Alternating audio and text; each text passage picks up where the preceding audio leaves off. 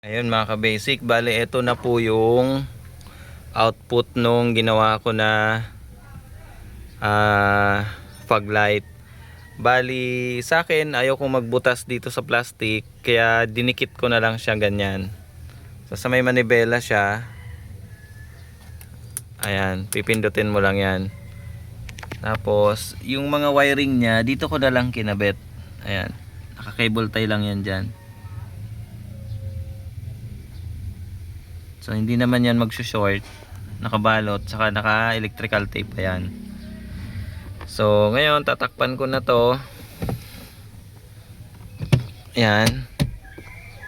At ito na yung itsura niya. So kung papailawin mo lang yung fog light, kahit hindi nakasusi, pero kailangan nakailaw yung park light.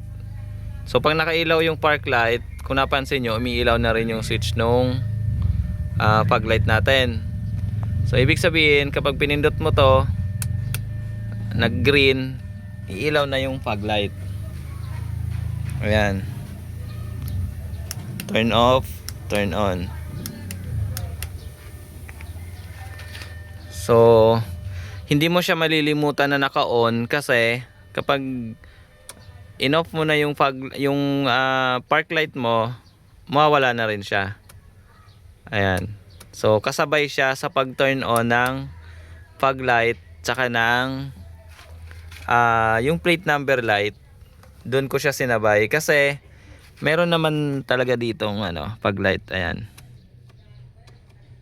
On off. Kaso kasabay niyan yung pag-ilaw sa likod. Yun kasi yung design nitong sasakyan na to.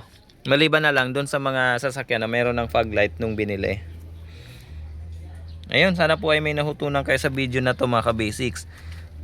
Sana ay pa-like na lang din po at pa-subscribe. Maraming salamat po.